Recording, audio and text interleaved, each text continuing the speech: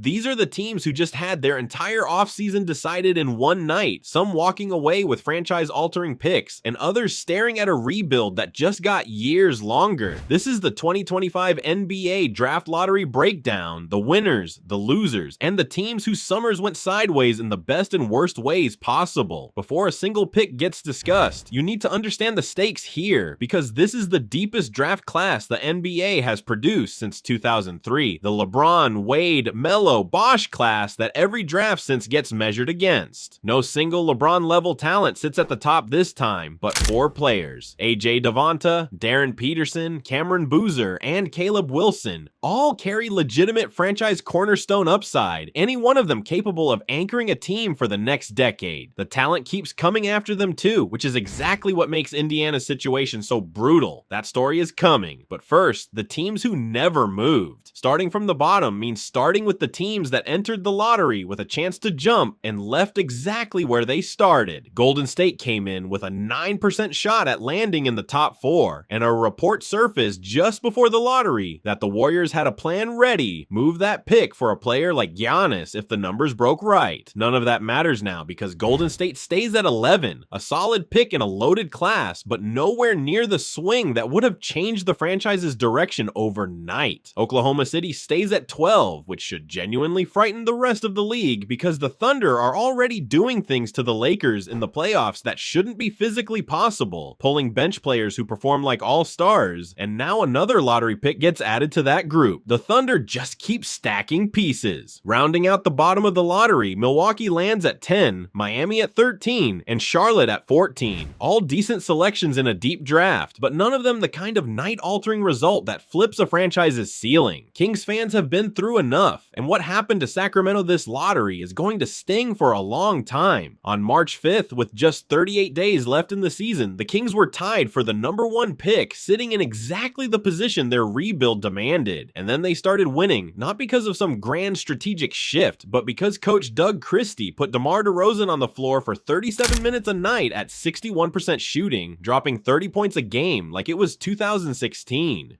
Washington was out there letting teams score 83 points. The Jazz were drawing fines for sitting healthy players, and Sacramento was playing DeRozan like a playoff contender. Kings fans watched every game knowing what was happening, and it happened anyway. Sacramento falls 2 spots, sliding from a projected top 5 pick to number 7. Brooklyn's fall hurts differently because the price the Nets already paid makes the landing spot so much worse. 4 first-round picks changed hands just so Brooklyn could reclaim control of their 2025 and 2026 selections, the whole point being to control their own rebuild timeline. The result of all that maneuvering was falling a combined 5 spots across both drafts, and none of the 5 players they selected last year appears to be a future cornerstone. The Nets wanted to own their rebuild, and right now, that rebuild isn't working. Indiana is the story of the entire night, and it is not a good one. A year ago, the Pacers were playing in the NBA Finals, and then Tyrese Halliburton tears his Achilles, and the organization makes a cold-blooded decision to blow the whole thing up. 19 wins, that's where they finished. A number you don't reach by accident, a number that requires deliberate, painful choices night after night with the promise that the payoff will come. The deal sitting at the center of all of this was a top 4 protected pick sent to the Clippers in exchange for Ivica Zubac and Kobe Brown, with the protection meaning that if Indiana landed outside the top 4, the pick would become a 2031 selection instead. All Indiana needed was to land inside that top 4 and hold on to their future. They landed at 5. The pick conveys immediately, and the Clippers walk away with the number 5 selection, a 2029 first-round pick unprotected, a 2028 second-rounder, and Benedict Mathurin, all folded into the broader Harden and Zubac trade haul. Zubac is a good center, nobody is disputing that, but coming out of a full tank season in the deepest draft in over 20 years with 0 picks to show for it, put the Indiana GM in the position of posting a public apology to the fan base. That one detail captures the whole disaster better than any trade breakdown could. The flip side of Indiana's catastrophe is Los Angeles, because one team's worst night just accelerated a rebuild that nobody saw coming this fast. A few months ago, the Clippers ranked among the most asset-depleted teams in the league, the wreckage of two bad trades, Paul George and James Harden, leaving them with an aging roster and almost nothing to work with going forward. Then, within the same week at the trade deadline, both Harden and Zubac were flipped in deals that brought back Darius Garland, Benedict Mathurin, role players, the number 5 pick, another 2029 first round unprotected, and 2 second rounders. A Kawhi Leonard deal to Golden State reportedly fell apart at the last minute, so that situation remains open with league discipline potentially on the way. But none of that changes the core of what the Clippers pulled off. A team that 2 bad trades turned into a cautionary tale now holds a top 5 pick in the deepest draft in a generation, plus multiple future firsts and a legitimate rebuild foundation built almost entirely from the rubble of those same mistakes. Memphis moves up 3 spots, jumping from 6 to 3, which lands the Grizzlies in position for Cameron Boozer, a 6'9" forward out of Duke and the College Player of the Year.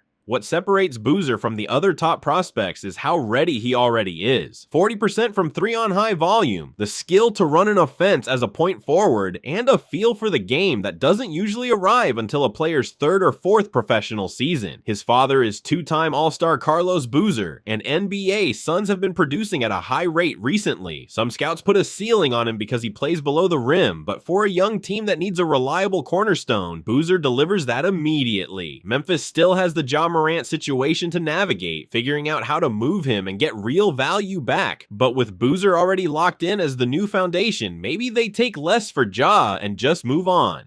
Chicago is the night's biggest surprise, jumping 5 spots from 9 all the way to 4 after half a season of tanking, and landing in position for Caleb Wilson, a 6'10" forward from North Carolina, who carries the most raw athleticism in the entire class. Wilson slots in perfectly next to Josh Giddey and fills the front court need Chicago has been carrying, and while his jumper needs work, scouts consider him the last player in this class with genuine superstar upside on the table. Utah moves up 2 spots to land at number 2, adding Darren Peterson to a roster that already includes Lauri Markkanen and Jordan Clarkson as veteran anchors. Peterson, a 6'6" guard from Kansas, grades out as the most dominant offensive player in the class, and that's exactly where the debate starts, because he also carries more uncertainty than anyone else in the top 4. Character concerns followed him through college. Medical concerns followed him too, specifically the full-body cramping episodes that sent him to the hospital multiple times during the season and kept him out of the Kansas lineup repeatedly. His explanation after the fact was that excessive creatine use caused the episodes, which may turn out to be completely true and completely resolved. For a franchise betting its rebuild on that answer, the monitoring doesn't stop at draft night. The question hanging over Utah now is whether Ryan Smith sends a package of assets to Washington to move up 1 spot and grab the hometown pick, because Smith went to BYU and the number 1 overall selection is BYU's own AJ Devonta, a 6'9" forward who led the country in scoring this season. That kind of story, the owner's alma mater producing the best player in a generational draft class, writes itself. Whether the Jazz make that move or stay put, Washington takes Devonta either way, dropping him into a Wizards roster that already carries Anthony Davis, Trae Young, and a young core of Alex Sarr, Keyshawn George, Trey Johnson, and Bilal Coulibaly. Elite scorer at the rim, dangerous in the mid-range, and a genuine defensive presence on the other end. Devonta arrives with veterans around him to manage the transition, the complete opposite of a rookie being handed a broken situation and told to fix it alone. When the night settled, the shape of the league shifted in ways that will echo for years. Washington and Utah tanked with a plan and came away with exactly what they needed at the top of the deepest draft class in over 2 decades. The Clippers turned the aftermath of 2 franchise-damaging trades into a legitimate rebuild foundation. Memphis and Chicago let the lottery do the work and woke up with cornerstones they didn't have the night before. Indiana finished with 19 wins, 0 picks, and a GM writing apologies to the fan base, all because a top 4 protection landed 1 spot short in a draft where 1 spot separated a future franchise player from a solid center and a 2nd round pick. The rules around tanking are reportedly changing after this season, and watching what the Pacers just went through, the reasoning isn't hard to understand. The lottery builds franchises and it buries them, sometimes on the same night.